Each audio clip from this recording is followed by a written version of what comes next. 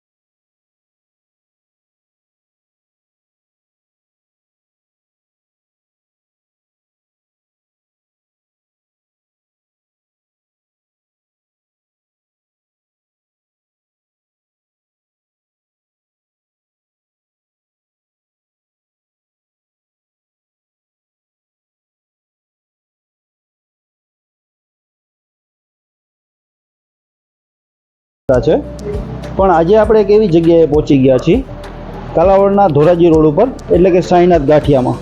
હા ભાઈ, એટલા બધા ટેસ્ટી ગાંઠિયા બનાવે છે કે દૂર દૂરથી લોકો અહીં ગાંઠિયા ખાવા માટે આવે છે અને વેઇટિંગમાં રહેવું પડે છે, કારણ કે એટલી બધી કસ્ટમરની ગરાગી એવડી હોય છે આ ભાઈને.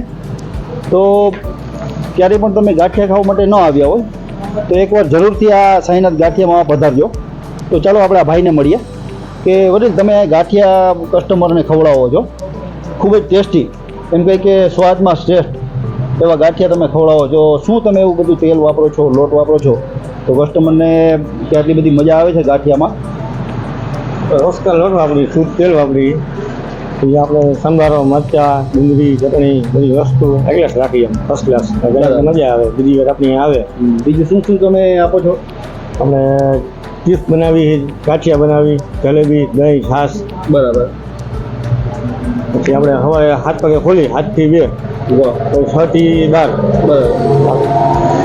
તો આ ભાઈએ આપને કીધું કે શુદ્ધ બધી વસ્તુ ખવડાવે છે આપને, ટેસ્ટમાં બેસ્ટ અને સ્વાદમાં શ્રેષ્ઠ એવા સાઈનાથના ગાંઠિયા. તો હું તમને મિત્રો લોકેશન જણાવી દઉં કે કાલાવડના ધોરાજી રોડ ઉપર આ સાઈનાથ ગાંઠિયા આવેલું છે. ગાંઠિયા આપણે ઘણી જગ્યાએ ખાધા છે, તો આ ભાઈ એટલા બધા ટેસ્ટી ગાંઠિયા બનાવે છે. તો તમે પણ એકવાર જરૂરથી જો અહીંયા ગાંઠિયા ખાવા માટે ન આવ્યા હોય તો એકવાર જરૂરથી પધારજો. તો મિત્રો, તમને અમારો વિડીયો કેવો લાગ્યો? અમારો વિડીયો ગમ્યો હોય તો લાઇક શેર અને સબસ્ક્રાઈબ કરવાનું ભૂલતા નહીં. નમસ્કાર.